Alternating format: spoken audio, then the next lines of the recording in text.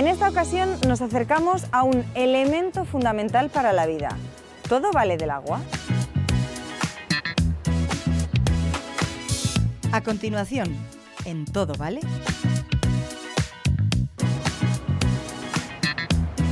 Estamos en el centro de producción Aldea Dávila, que pertenece al sistema de Saltos del Duero y se compone de dos centrales.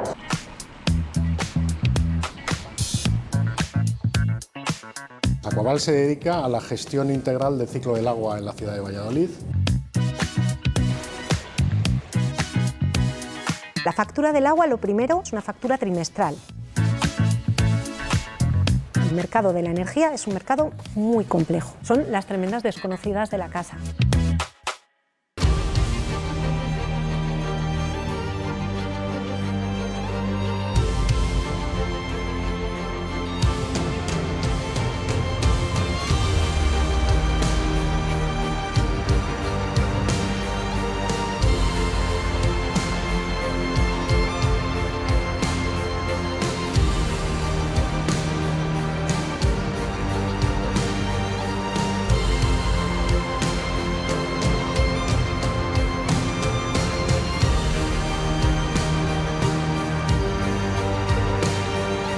Estamos en el centro de producción Aldea Dávila, que pertenece al sistema de Saltos del Duero y se compone de dos centrales, las centrales hidroeléctricas de Aldea Dávila 1 y Aldea Dávila 2.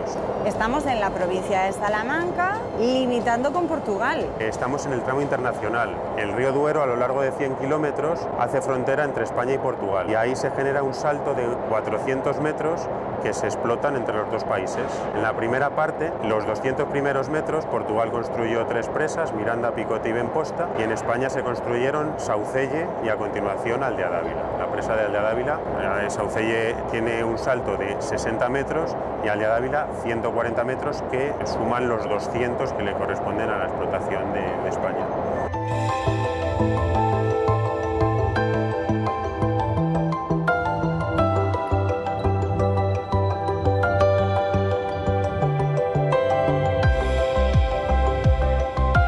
¿De qué año estamos hablando? La central hidroeléctrica de Aldea Dávila 1 se inauguró en 1964, aunque luego tuvo una ampliación que entró en servicio en 1986. Es una obra de ingeniería brutal.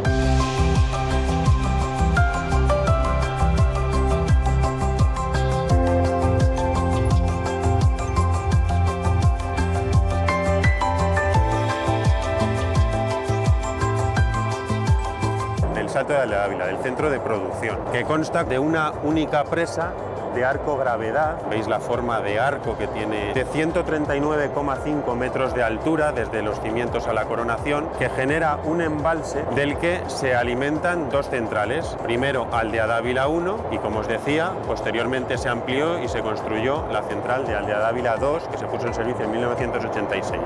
6 grupos de Aldea Dávila 1 más 2 de Aldea Dávila 2, 2 grupos reversibles que, además de generar energía eléctrica, pueden consumir energía eléctrica de la red para impulsar el agua desde el embalse de Saucelle hasta el de Aldea Dávila y posteriormente volver a generar energía eléctrica con ello. En total suman unos 1.200 megavatios de potencia instalada.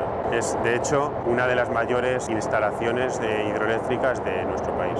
¿El 10%, el 12% de lo que se produce en el país sale de aquí? El 11% de la energía de origen hidroeléctrico que produce Iberdrola se produce en esta central. Es una de las mayores en potencia instalada y la de mayor producción. En casa tú normalmente tienes contratada una potencia de que 3 kilovatios. Claro. Kilovatios. Aquí estamos hablando de megavatios, o sea, miles de kilovatios.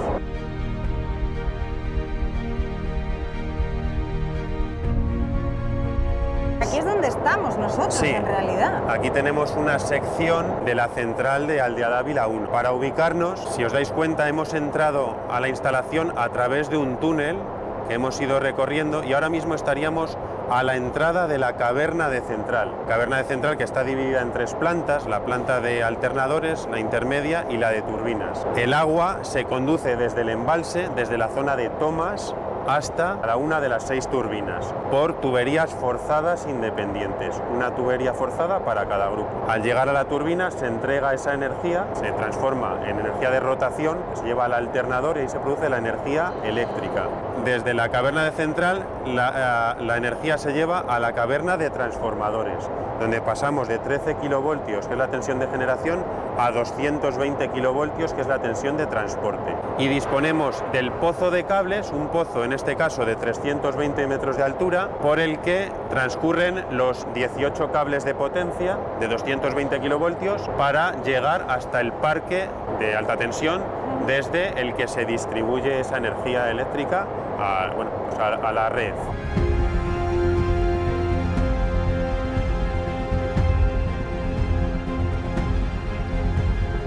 Pues ahora mismo estamos en la planta de alternadores de Aldea Dávila 1. Podemos ver la parte superior de los 6 grupos generadores.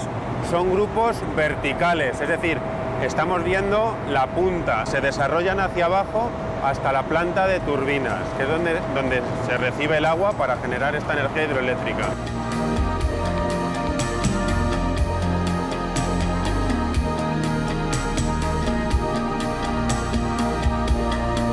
Aparte de ser espectacular como obra de ingeniería, ha servido como plato de cine. Sí, de hecho, en los años 70 se rodaron algunas escenas en la cabina de Antonio Mercero.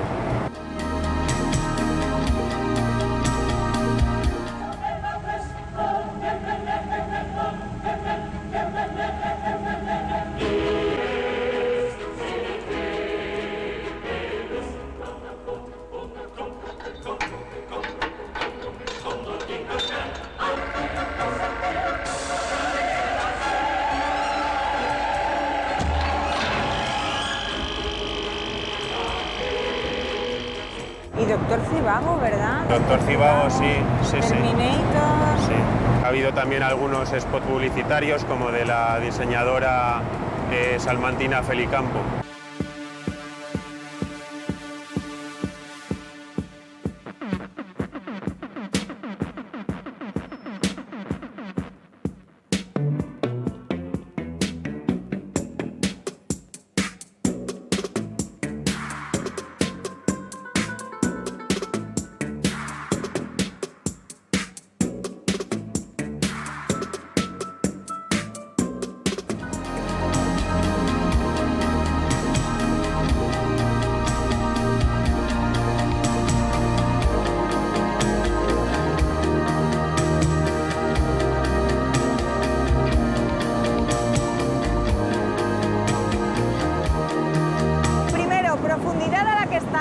A 320 metros sobre la superficie de la montaña.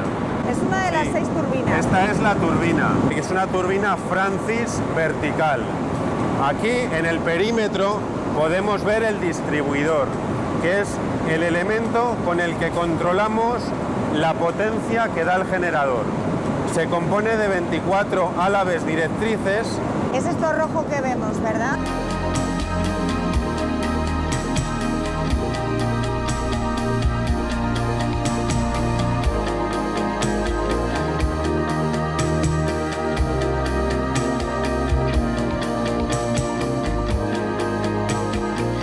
Estos son las palancas que accionan los álabes directrices. Los álabes están sumergidos dentro del agua, ¿vale? De tal modo que a medida que abren esas palas, entra más caudal de agua hacia el rodete y por lo tanto doy más potencia.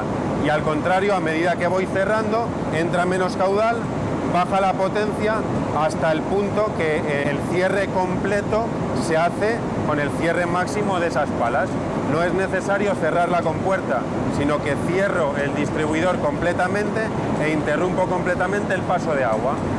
Esto me da también mucha rapidez a la hora de arrancar las máquinas. No tengo que esperar a que suba la compuerta, sino que simplemente abro el distribuidor, empieza a fluir el agua, gira la máquina para llegar a la velocidad de sincronismo.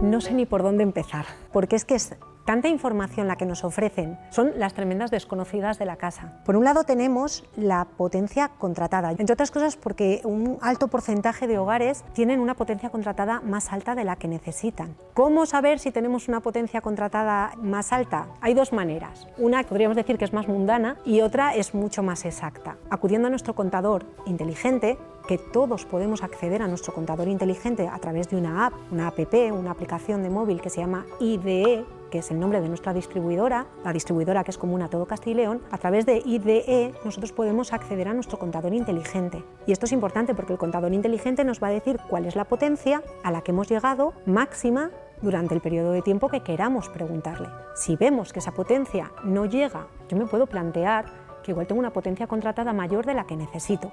¿Por qué esto es importante? Porque también en la factura de la luz nos viene unos costes por potencia contratada y no cuesta lo mismo tener más potencia que menos potencia.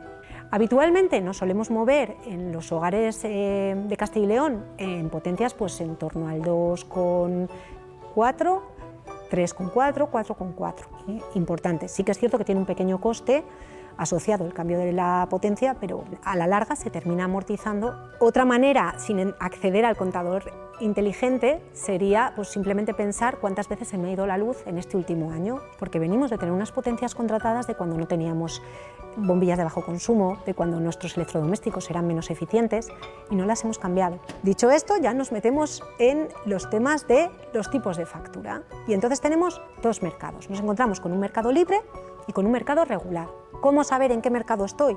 Es muy sencillo, buscar en los datos de contrato que nos aparezca, o si no aparece nada, es mercado libre.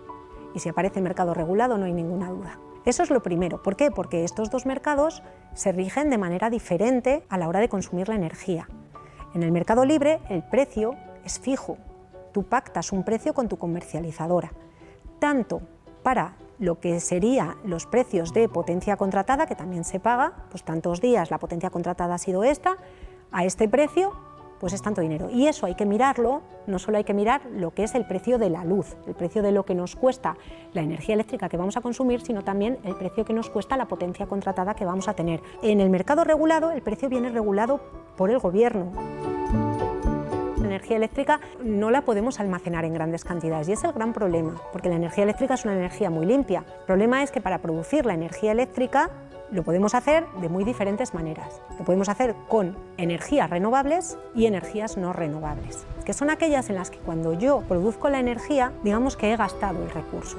Lo suyo es tender hacia las energías renovables, es decir, que el recurso no se agote, porque es lo que nos está pasando con el gas. En definitiva, ahora mismo hay una carestía de gas y está haciendo que los precios incrementen. Hay un mercado de la energía en el cual los productores de energía y los comercializadores de energía van a ese mercado, unos con unas ofertas de compra de esa energía y otros con unas ofertas de venta de esa energía. Es un mercado muy complicado, es tremendamente complejo el proceso. El caso es que al final se terminan fijando unos precios. Como no se puede almacenar, se hace una estimación de la energía que se va a necesitar, ¿verdad? Eso es importante, sí. Red Eléctrica Española hace una estimación de la energía que se va a necesitar a lo largo de un día, porque es un día laborable y entonces están las empresas funcionando, o es un día de fin de semana y hay mucha empresa que no está produciendo, otras sí, porque producen todo el año, y luego están los hogares que también necesitan esa energía eléctrica. Entonces se hace una estimación de la energía que se va a necesitar ese día. Y a ese mercado acuden, por un lado, los compradores de la energía y por otro lado, los vendedores. Entonces vamos a intentar ser muy sintéticos con esto.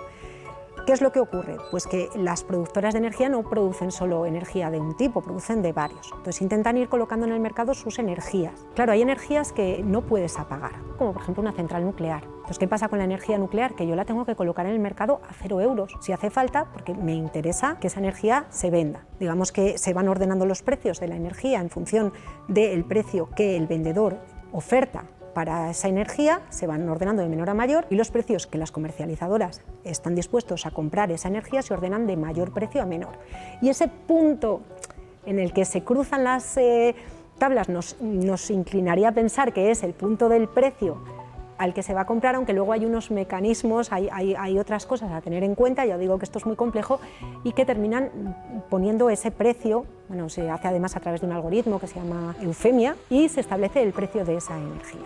Pero ¿qué pasa? Que hay diferentes tipos de energía. Entonces, esa energía la pondré más barata e iré poniendo a otros precios el resto de las energías. Y este mercado, el mercado energético, lo que hace es que el precio al que se paga la última energía que entra dentro de este conjunto de energías que, digamos que un día, ese día que se está pactando, las que se van a poner a producir, ese precio es el que va a dictaminar el precio de toda la energía de ese día. Es decir, que aunque la energía nuclear se haya puesto a 0 euros, finalmente va a tener el precio de la última energía que entre dentro de este mercado de subasta. ¿Cuál suele ser esa última energía? Bueno, podríamos pensar que es el gas, ¿verdad? Por aquello de que nos dicen en Ucrania, la guerra de Ucrania, Rusia está encareciendo los precios del gas, nosotros no somos productores de gas, entonces podríamos pensar, pero muchas veces es la hidroeléctrica por un tema de coste-oportunidad. ¿Qué significa esto? Que también es importante saberlo. Al igual que la energía nuclear, yo la pongo a 0 euros porque la voy a tener que producir igualmente. El coste de oportunidad de la energía hidroeléctrica es diferente porque yo no tengo por qué generar esa energía eléctrica.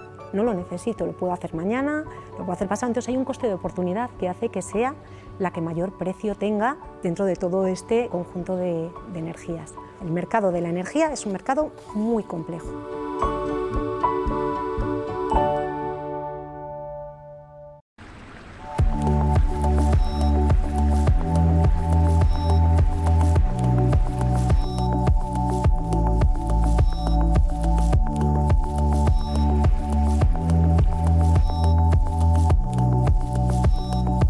Pedro Arroyo, gerente de Aquaval. ¿A qué se dedica Aquaval? Aquaval se dedica a la gestión integral del ciclo del agua en la ciudad de Valladolid y tiene básicamente dos funciones principales: el tratamiento del agua para potabilizarla y hacerla apta para el consumo humano, y una segunda parte es recoger el agua residual y depurarla para poderla reintegrar de nuevo al cauce de los ríos. El agua es un bien público y lo gestiona una empresa que es... En este caso, pública. Aquaval es 100% del Ayuntamiento de Valladolid.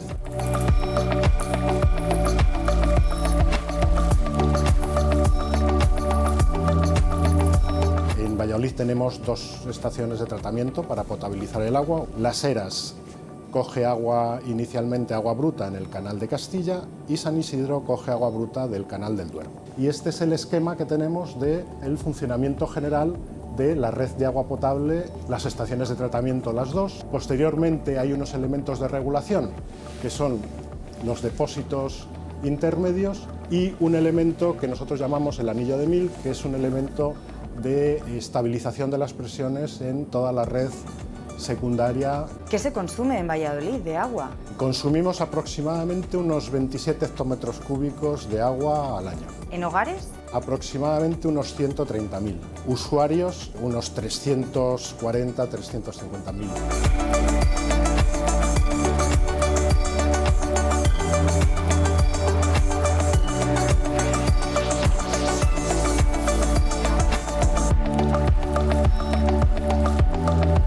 El agua a la etapa de las Heras llega a través del Canal de Castilla. El agua llega a dos torretas donde se realiza la adicción de producto químico, hipoclorito para oxidación de la materia orgánica y sales de hierro y aluminio para la coagulación. Con la coagulación lo que hacemos es que aquellas partículas que son solubles en el agua pasan a ser insolubles, de manera que se vayan aglutinando y generando unas partículas de gran tamaño que por su peso específico puedan ser separadas del agua mediante el proceso de decantación por efecto de la fuerza de la gravedad, que es lo que se realiza aquí.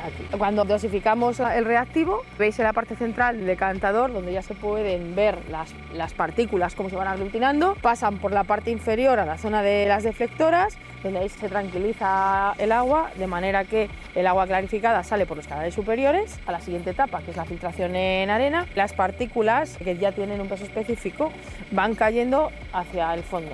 Esta planta tiene una capacidad de tratamiento de 4.500 metros cúbicos a la hora.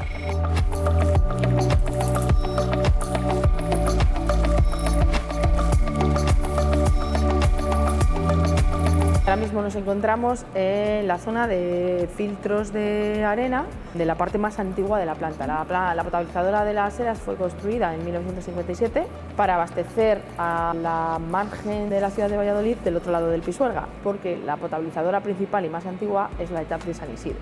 Ahora mismo es la potabilizadora principal, coge agua del Canal de Castilla, el agua viene directamente de la montaña palentina y su calidad es muy buena, tiene una conductividad muy baja, contenido en sales.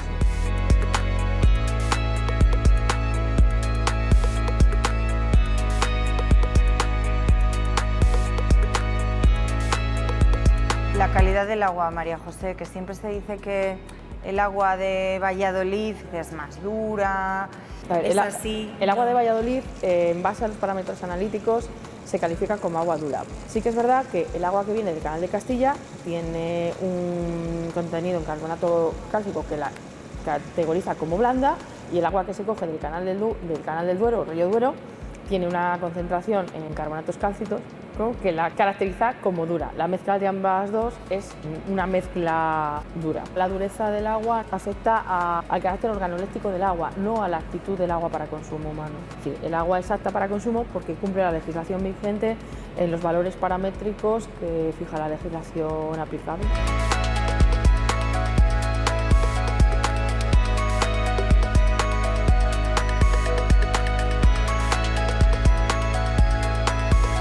Esto es la etapa de filtración en arena. Pasa a través de un lecho filtrante en arena, simulando lo que sería el tratamiento de la naturaleza para clarificar el agua. Los sólidos que no han sido retenidos en el proceso de decantación porque tienen un menor tamaño y no pesan y no pueden ser retirados por efecto de la gravedad, son retenidos en la arena, de manera que el agua disminuye su turbidez. De aquí iría a la etapa de filtración en carbón.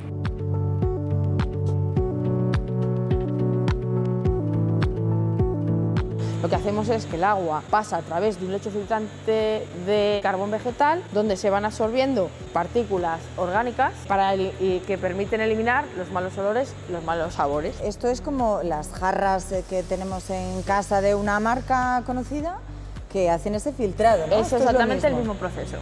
Después de este proceso, el agua va a los depósitos, se le adiciona hipoclorito para la desinfección y es bombeado a la red. ¿Qué porcentaje va a las casas? ¿Qué porcentaje va a riego? ¿Qué porcentaje va a industria? La mayor parte en la ciudad de Valladolid es para consumo humano.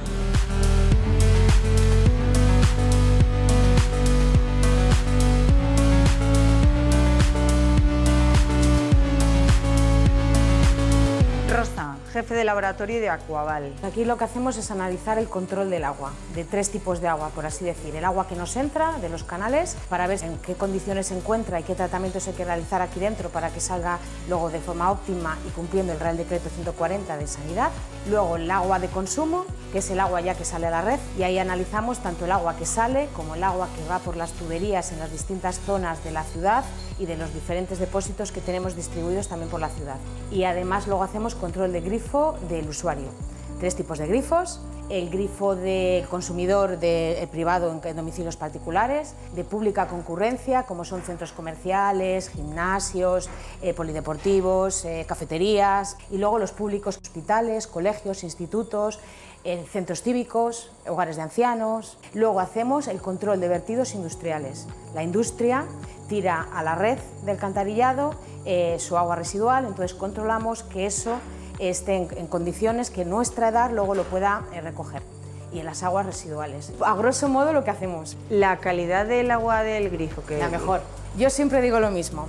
Hay una normativa que es el Real Decreto 140 de grifos para el consumo, y hay la calidad del agua embotellada. Si comparamos ambas normativas, se controla muchísimo, pero muchísimo más el agua del grifo. Análisis microbiológico en el grifo se hace diario, cosa que en la botella no se hace, ya no me sé esa norma, pero vamos, me atrevo a decir hasta mensual o anual, cuando aquí se hace todos los días, del agua que sale de las 2 plantas de Valladolid, además de los depósitos y de puntos diferentes de la red. ¿Cuántas veces has tenido que soportar esa pregunta de es que el agua de Valladolid, ese comentario de es que el agua de Valladolid es muy mala? Muchas veces, siempre lo preguntáis. Además es que no es que sea mala, te puede gustar más o menos su sabor, porque es un agua dura por la zona en la que estamos, pero es un agua buena, Quiero decir, no tienen ningún peligro para ningún tipo de enfermedad, para ningún tipo de persona, para los inmunodeficientes, para absolutamente nadie, ni para gente que padece cólicos del riñón, que también me lo han llamado.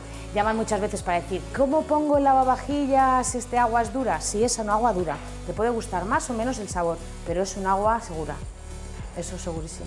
Yo siempre digo lo mismo, a mis hijos les di en los biberones con agua del grifo, con eso os lo digo todo.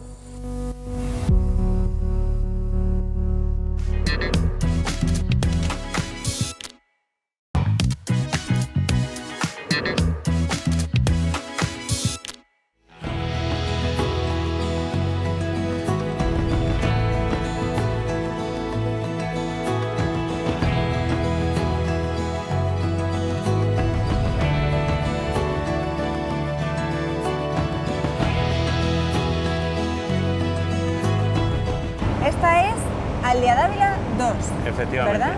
¿Construida cuándo? Pues esta se puso en servicio en 1986 y consta de 2 grupos generadores reversibles, es decir, que también pueden bombear agua consumiendo energía de la red en el momento que hay excedentes. Son estas dos que vemos, ¿verdad? Efectivamente, son estas 2 máquinas de 210 megavatios cada una, que como te digo pueden consumir energía de la red en momentos que hay excedente, almacenarla en el embalse de Aldea Dávila y posteriormente volver a generar energía eléctrica con ese agua cuando haya esa necesidad.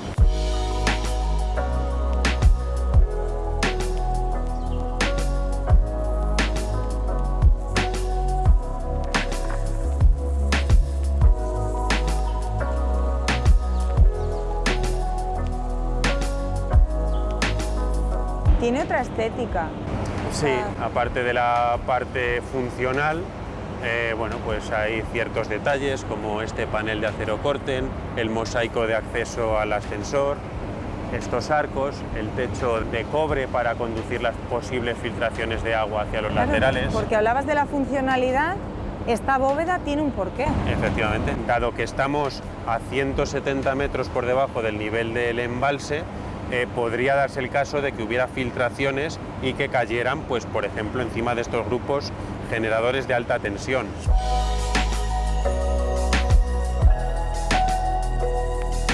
¿Por qué se decidió construir años más tarde esta otra parte? Por un lado, nos permite aprovechar mayores caudales de agua y a medida que pasaron los años y había más demanda de energía en el país, pues también era necesario repotenciar las instalaciones.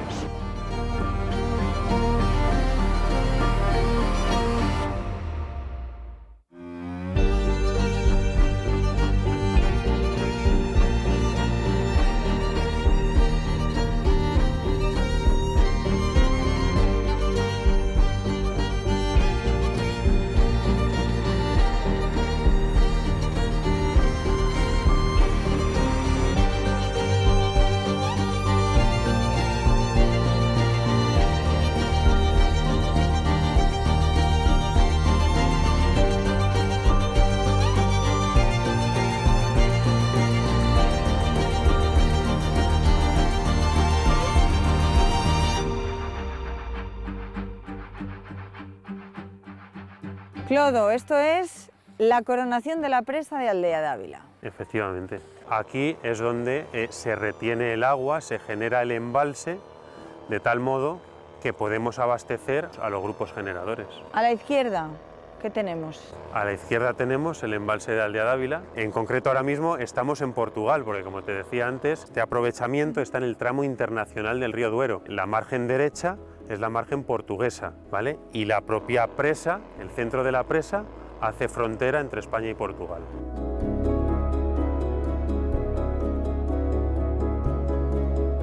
Y a la derecha, ¿qué es lo que tenemos? Pues aquí tenemos el aliviadero de superficie, que es uno de los motivos por los cuales las centrales que hemos visto están en caverna horadada, porque toda esta superficie de la presa se utiliza como aliviadero.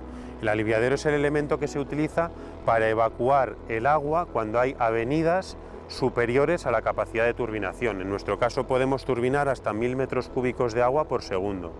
Cuando las avenidas por el río son superiores, pues al final, una vez que pierdes el resguardo que tienes en el embalse, tienes que evacuar agua. La energía no se genera cuando se evacúa ese agua. La energía se genera en las turbinas. El agua que tiramos por el aliviadero es energía que no estamos generando. Es ya el caso extremo, que en avenidas que pueden venir cada 3 años aproximadamente, en los que supera la capacidad de turbinación. Estas compuertas se abren cada 3 años más o menos. Cuando el río nos lo pide, pero sí, de media aproximadamente cada 3 años. Tiene además una forma, bueno, una estructura que tiene un porqué. Sí, en el extremo de la presa termina en un trampolín de lanzamiento. Ese trampolín es el sistema de anulación de la energía. Lo que hacemos es lanzar el agua de nuevo hacia arriba para que el rozamiento con el aire anule parte de esa energía y no dañe los cimientos de la presa, por 2 motivos. Por un lado, porque lo lanzamos lejos, y por otro lado, como te digo, en el roce con el aire se pierde parte de esa energía. Para que te hagas una idea, por este aliviadero se pueden verter hasta 11.000 metros cúbicos de agua por segundo, que cuando salen por los trampolines de lanzamiento circulan a 150 kilómetros por hora. 11.600 toneladas de agua cada segundo a 150 kilómetros por hora.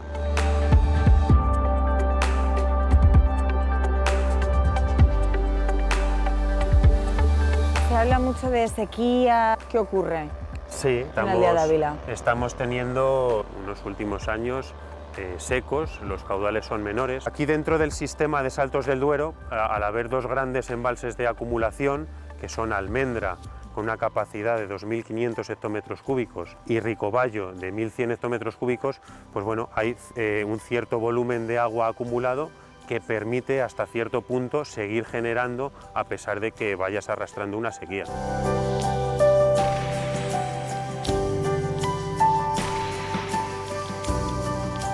¿A cuántos hogares abastecéis de energía desde aquí? Con la generación media de esta instalación se puede abastecer a unos 250.000 hogares.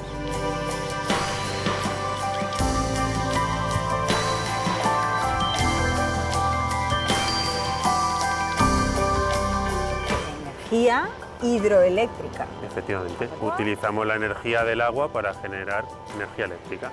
Esta es una energía renovable. Sí, limpia, libre de emisiones.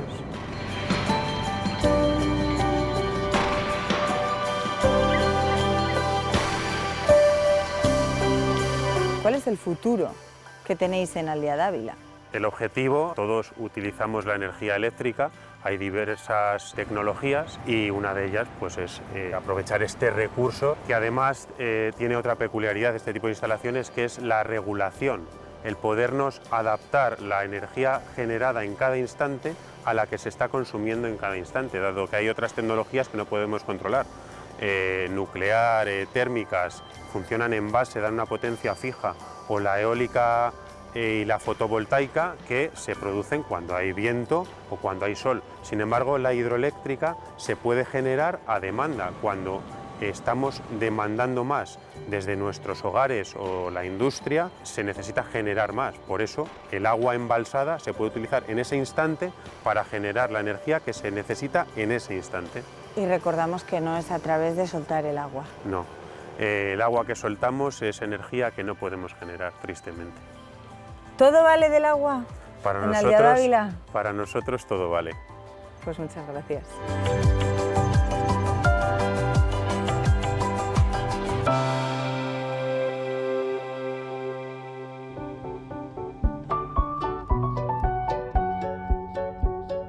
En la factura de una persona que tiene el mercado regulado se tiene que fijar en una serie de cosas.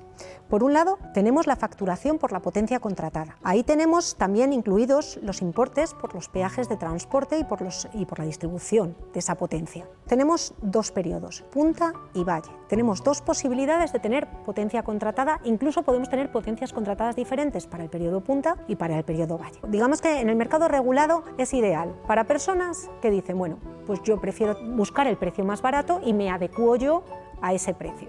En el mercado regulado hay que estar más pendiente.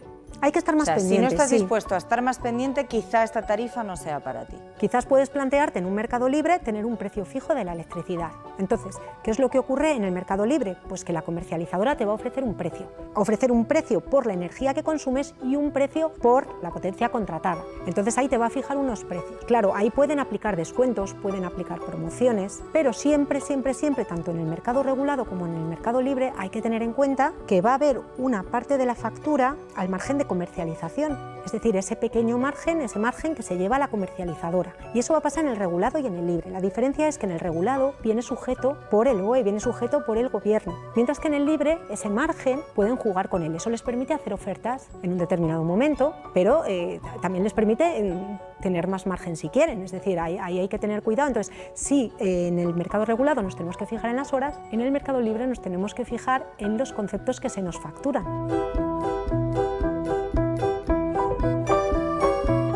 Esos otros conceptos.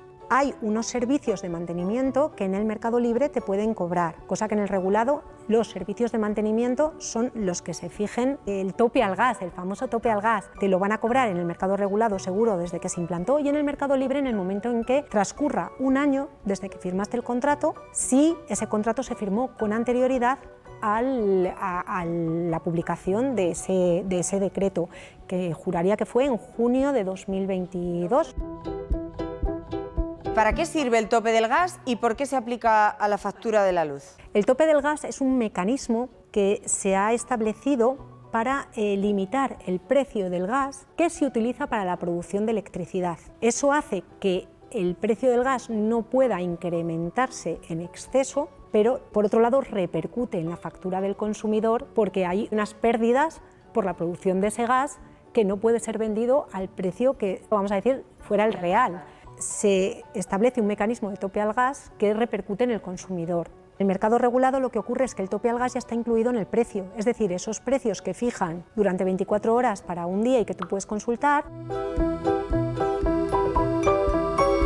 Ese tope al gas en la factura de electricidad, pero hay un IVA más reducido, ¿verdad? Sí, efectivamente. Para aquellos contratos que tengan una potencia contratada de menos de 10 kilovatios, hasta el 31 de diciembre de este año 2023, va a haber un IVA reducido al 5%. El desglose. Pues por un lado, en nuestra factura nos van a cobrar la potencia contratada, como hemos dicho, lo que llamamos el término fijo. Por un lado está los peajes de transporte y de distribución de esa potencia, que van divididos entre el periodo punta y el periodo valle. Como hemos dicho, podemos tener dos tipos de potencia contratada perfectamente, una en el periodo punta, otra en el periodo valle.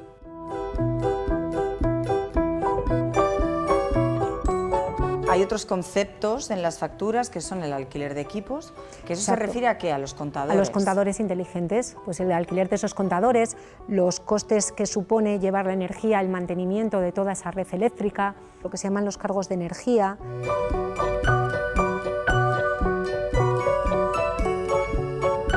En otros conceptos... Entonces tenemos la potencia, es que depende, porque en el regulado te lo desligan un poco más, es como más transparente esa parte, lo desligan un poquito más, meten los cargos de potencia, los cargos de peaje y transporte y distribución de esa potencia, y luego el margen de comercialización, que ese por ejemplo en las otras no te lo ponen, ya lo hemos visto porque va incluido, no te dicen qué margen tienen, para que no puedas comparar. Y luego el importe de la energía consumida, tanto el peaje de transporte y distribución de esa energía como el cargo de la energía, mientras que en esta, pues claro, va todo como más sota, caballo y rey.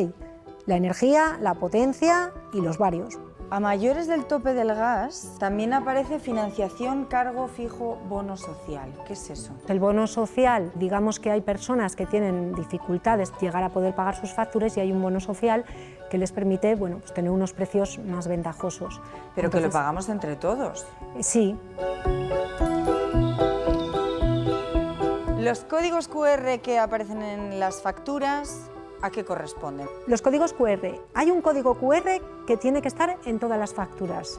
Luego puede que haya más de uno pues, que nos dirija a otros lugares, pues, por ejemplo, en la tarifa de último recurso te puede derivar a ideas, ser más eficiente en tu hogar, pero hay uno que es común para todos y es ese QR que nos lleva a un enlace al CNMC, a la Comisión Nacional del Mercado y la Competencia, en el cual nos van a aparecer todas las tarifas o todas las ofertas vigentes de las comercializadoras para que podamos comparar nuestra factura, lo que nos hubiera supuesto económicamente en otras comercializadoras de Mercado Libre. Eso nos permite ahorrar mucho tiempo buscando información.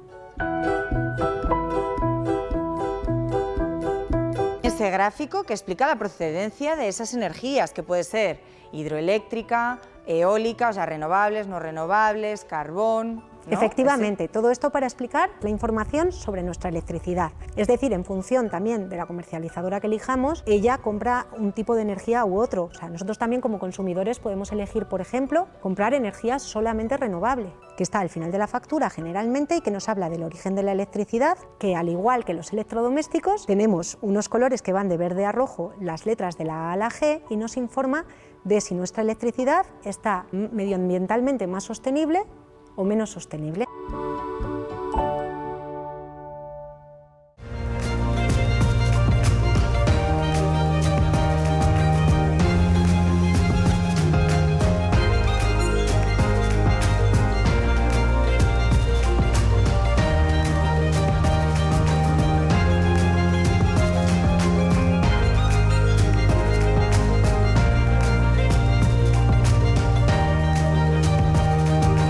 Beatriz, estamos ahora en la estación depuradora que tiene Aquaval en Valladolid. ¿Qué es lo que vamos a ver? En esta planta lo que hacemos es tratar todo el agua residual que se genera en el municipio de Valladolid y en varios municipios del Alfoz que tienen convenio con el Ayuntamiento de Valladolid, y entonces su agua también se genera, es decir, el agua residual que se genera en nuestras casas, en las industrias, el agua de lluvia que viene por los colectores. Tenéis 3 líneas, o vamos a ver 3 etapas. Este tipo de plantas las dividimos los procesos en 3 líneas. La línea de agua, que es en la que trataríamos el agua residual desde la entrada hasta que conseguimos unas características adecuadas, verterlo de nuevo al río Pisuerga. Como consecuencia del tratamiento del agua se generan unos residuos y también unos fangos que después tratamos en la línea de fangos, y en la línea de fangos generamos un biogás que es el que utilizamos en la línea de gas.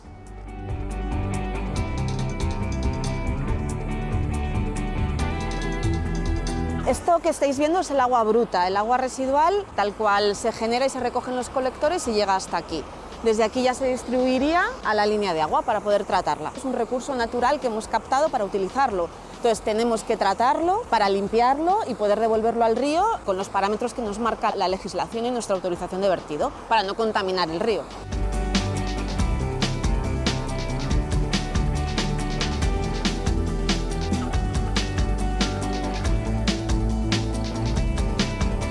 Estos son residuos sólidos que llegan con el agua. La primera etapa del tratamiento es retirar los sólidos que arrastra el agua. Esta es una de las etapas de desbaste. El agua atraviesa unas rejas, de manera que los sólidos que arrastran se quedan ahí, y con un sistema de limpieza automática los retiramos y con un tornillo compactador les quitamos el agua, todo lo que podemos, y se deposita en contenedor para luego gestionarlo en vertedero. Hay muchos residuos que llegan que no deberían llegar. Deberíamos tirarlos a nuestras papeleras. Genera muchos problemas en red, genera problemas en planta, atascos de equipos, más necesidad de limpieza de colectores. Lo que no debería estar aquí y que más encontráis últimamente son las toallitas. Sí, hay bastante problema con las toallitas. No todas se pueden tirar por el inodoro, y algunas de las que pone que se pueden tirar pues luego no terminan de romper del todo, entonces en los equipos electromecánicos causan muchos problemas. Luego también nos llegan envoltorios de productos de higiene personal, pues muchas cosas que en realidad deberían ir a una papelera.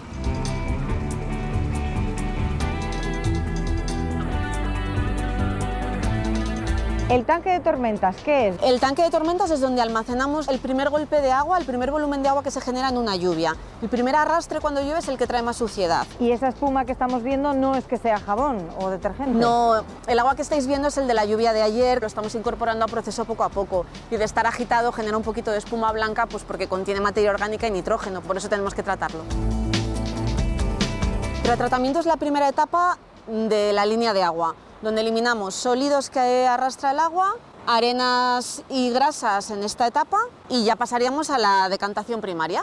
¿Y nos faltaría decantación primaria? Tratamiento biológico y decantación secundaria. Ya cumpliría los parámetros exigidos.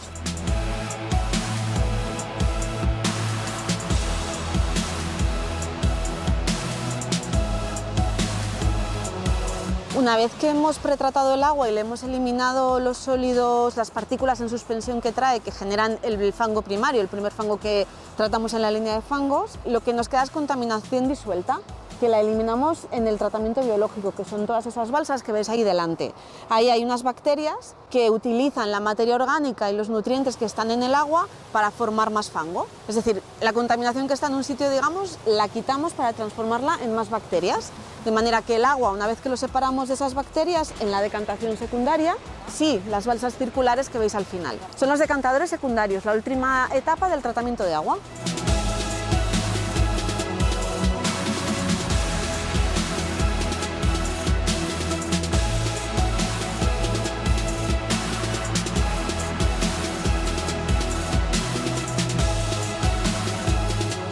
Las bacterias que hemos generado en el tratamiento biológico junto con el fango primario que hemos generado en la decantación primaria lo unimos y empieza su tratamiento en la línea de fangos. El proceso de digestión de los fangos es también un proceso biológico, solo que en este caso es anaerobio. Ahí hay otras bacterias que utilizan la materia orgánica que habíamos quitado del agua y que habíamos transformado en fango, ellas lo transforman en biogás, en un subproducto que luego nosotros vamos a utilizar. Lo vamos a utilizar para producir energía eléctrica y energía térmica que aportamos a nuestro proceso.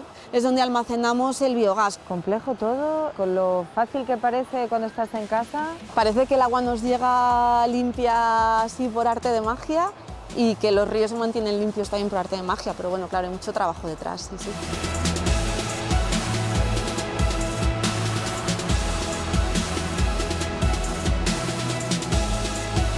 Beatriz, este agua ya está limpia. Esta agua ya está tratada y está dispuesta para poder ser vertida al río Pisuerga otra vez. ¿Y volver a sacarla? Exacto, si en algún momento aguas abajo se tiene que reutilizar, ya está apta para ello.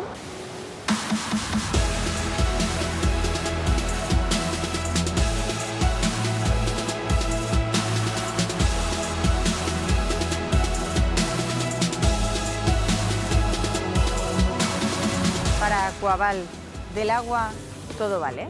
Pues sí, del agua que nosotros captamos, tanto del Canal del Duero como del Canal de Castilla, pues la aprovechamos para potabilizarla y que los usuarios puedan usarla en sus viviendas o la industria en sus procesos de producción. A su vez recogemos el agua residual, el agua sucia, que canalizamos hasta la estación depuradora de aguas residuales y de ahí aprovechamos para limpiar ese agua y poderla devolver al ciclo natural, al Pisuerga en este caso, y de la suciedad que recogemos, los lodos, generamos biometano, que a su vez aprovechamos para generar energía eléctrica, aprovechamos el calor de la generación de este motor y se aprovechan adicionalmente los lodos para mejoras de suelos en la agricultura. O sea que es todo vale.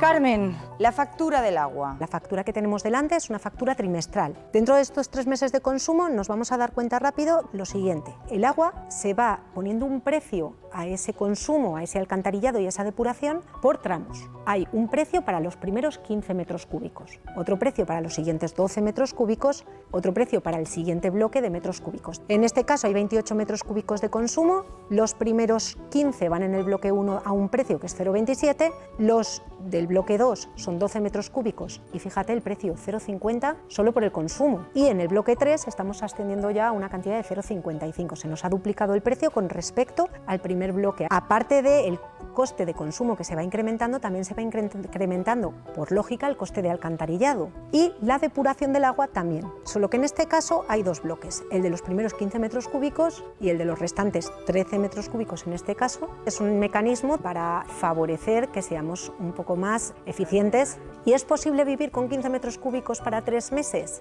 Bueno, sí, es posible. Hay que acometer unos pequeños cambios de hábito. Por ejemplo, estamos acostumbrados a que el agua sea tan barata que no nos planteamos modificar determinadas rutinas. Pues, por ejemplo, cuando me estoy duchando, en vez de bañarme, evidentemente, apago el grifo cuando me enjabono, no dejo que el agua corra. Cuando me voy a duchar, evidentemente hay un tiempo que pasa entre que yo abro el grifo y ese agua se calienta lo suficiente como para poder yo entrar a la ducha.